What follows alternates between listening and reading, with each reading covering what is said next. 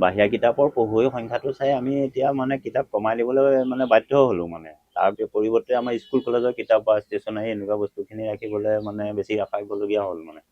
আমাৰ ইয়াত আৰু এনেকুৱা কিতাপৰ দোকান কেইবাখনো আছে।